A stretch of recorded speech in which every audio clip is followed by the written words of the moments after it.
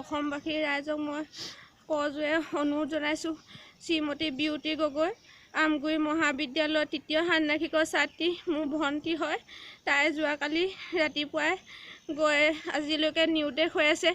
গতিকে সদায় কোনো ব্যক্তিয়ে যদি তাইক দেখে, য'তে যেনেকৈ যি পৰিস্থিতিতে পায় আমাৰ যেন ঘৰখনৰ লগত যোগাযোগ কৰে, এই আমাৰ বিনম্ৰ অনুৰোধ।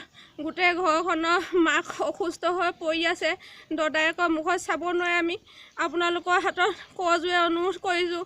গোটেই গাঁওবাসীয়ে কান্দি আছে তাইৰ কাৰণে। কোনে নিলে মই কষ্টত ডাঙৰ দীঘল কৰি তাক মই কলেজত পঢ়াইছিলোঁ। কোনে নিলে মোৰ ভতিজাক প্ৰলোভন কৰি চাকৰি দিম বুলি? কোনে নিলে মোৰ ভতিজাক দিম? কোনে নিলে?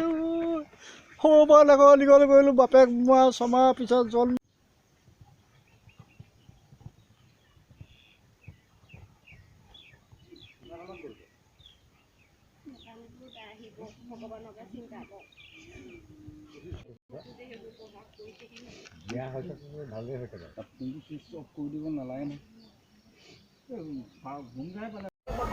এঘাৰ ফেব্ৰুৱাৰী কালি ৰাতিপুৱা ঠিক 7-8 বজাৰ পৰা মোৰ ভণ্টি নিৰুদ্দেশ হৈ আছে। কোনো ফোনৰ যোগাযোগ নাই, কোনো কিবা কানেকশ্যন কৰি পোৱা নাই। আমি সদায় ব্যক্তিয়ে কোনোবাই যদি দেখিছে মোৰ ভণ্টি, তাই আমগুৰি কলেজত পঢ়িছিলে, ডিগ্ৰী 3rd ছেমিষ্টাৰ। কোনোবাই সদায় ব্যক্তিয়ে যদি দেখিছে মোৰ ভণ্টিক, অতি শীঘ্ৰে আমাৰ পৰিয়ালৰ লগত যোগাযোগ কৰক।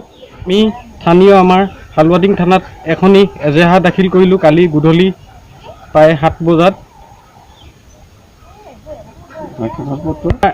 এটা সন্দেহ উপজিছে, তাইক কোনোবাই প্ৰলোভন দি চাকৰি বা কিবা কোম্পানী খাতিৰত চাকৰি দিম প্ৰলোভন দিম বুলি কোনোবাই লৈ গৈছে বুলি আমাৰ সন্দেহ উপজিছে।